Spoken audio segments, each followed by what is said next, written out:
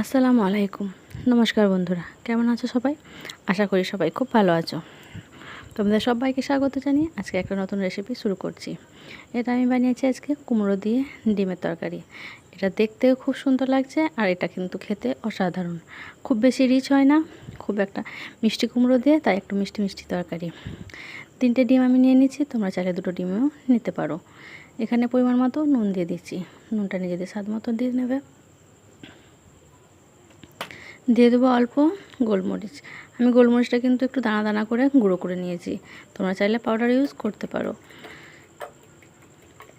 ভালো রকম ফেটিয়ে নেবে, তাহলে ডিমটা একটু ফোলা ফোলা হয়, ঠিক আছে, ফ্লাফি হয়।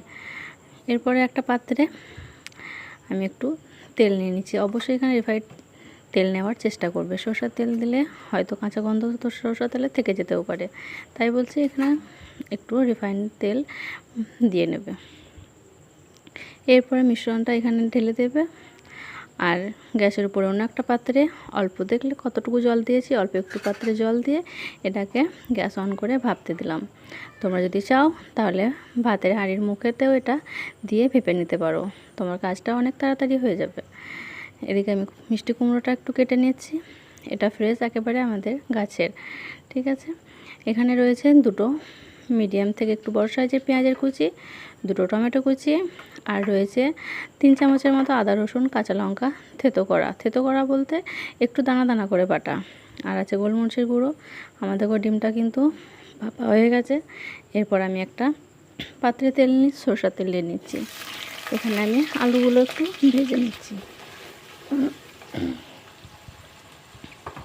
আলুর উপরে অল্প একটু নুন দিয়ে দিচ্ছি, যাতে আলুটা একটু তাড়াতাড়ি সেদ্ধ হয়ে যায়।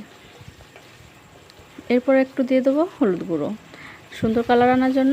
যদি চাও তাহলে স্কিপ করতে পারো এখন, কিন্তু একটু কালার আনার জন্য হলুদ দিয়ে দিলে, হলুদ কিন্তু আলুগুলো দেখতে বেশি ভালো লাগে কুমড়োর তরকারি।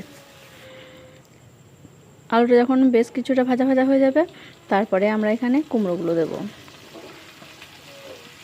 এবং কুমড়োগুলো দেওয়ার পরে আমরা এটা একটু ভেজে নেব। যখন কুমড়োর গায়ে হালকা কালার চলে আসবে, তখনই আমরা এটাকে তুলে নেব। কুমড়ো খুব বেশি ভাজার প্রয়োজন হয় না, তাহলে কিন্তু এটা এখানেই নরম হয়ে যাবে এবং গলে যেতে পারে। তাই কুমড়ো হাই হিটে এটা একটু ভেজে নিলাম, অবশ্যই হাই হিটে ভাজবে, ঠিক আছে, কুমড়ো যখন ভাজবে।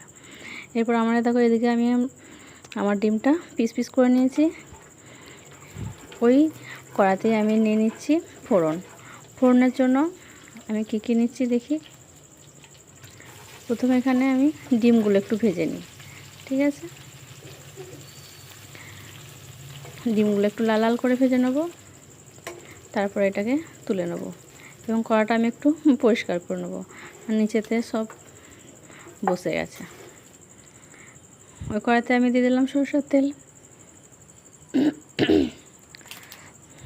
নিয়ে নিচ্ছি 2টো তেজপাতা, আর নিয়ে নেব কিছু গরম মশলা, যেমন 2টো এলাচ, একটা বড় এলাচ, 1 টুকরো দালচিনি। তোমরা যদি চাও লবঙ্গ ইউজ করতে পারো, না চাইলে না করতে পারো।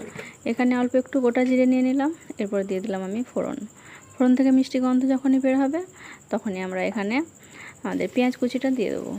পেঁয়াজটা অবশ্যই একটু মিহি করে কুচি করার চেষ্টা করবে। যদি চাও তাহলে পেঁয়াজটা একটু থেতো করে নিতেও পারো। পেঁয়াজটা একটু লাল হওয়ার অপেক্ষা করব।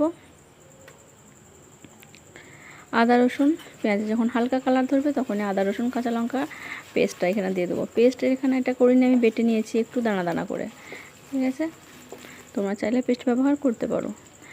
যখন আদা রসুনের কাঁচা গন্ধ চলে যাবে, তখনই এখানে দিয়ে দেবো টমেটোটা দিয়ে তার উপরে আমি এখানে অবশ্যই নুন দিয়ে দেবো, যাতে আমাদের টমেটোটা একটু তাড়াতাড়ি গলে যায়।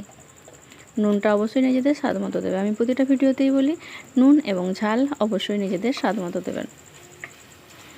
এরপর কিছুক্ষণ রান্না করে নেব, অবশ্যই লো হিটেতে।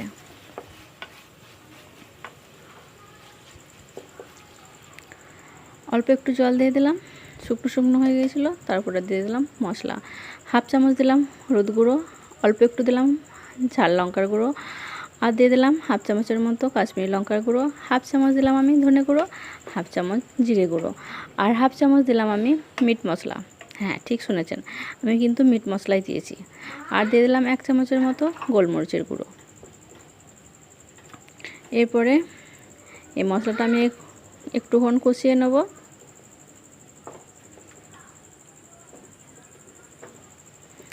যখনই মশলা থেকে ভাজা ভাজা মিষ্টি গন্ধ বের হবে তখনই আমরা এখানে আলু এবং কুমড়ো দেব, এবং আলু কুমড়ো দিয়ে মশলার সঙ্গে একটু ভালো করে মেখে নেব।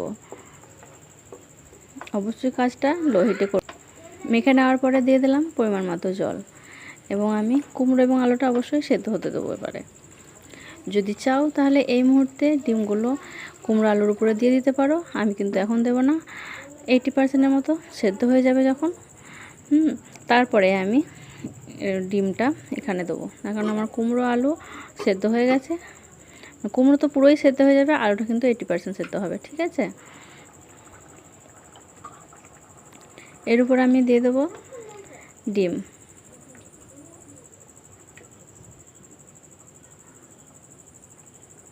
এই তরকারিটা সত্যি বলছি খেতে কিন্তু খুব সুন্দর। শীত, গ্রীষ্ম, বর্ষা যখন হোক একটু হালকা যদি রিচ কম খাবার খেতে ইচ্ছে হয় তখন এই তরকারিটা আপনি বানিয়ে নিতে পারেন। এটা রুটির সঙ্গেও ভালো লাগে, ভাতের সঙ্গেও ভালো লাগে। যদি কোনো প্রশ্ন থেকে থাকে অবশ্যই কমেন্ট করবেন। দেখা হচ্ছে অন্য রেসিপি।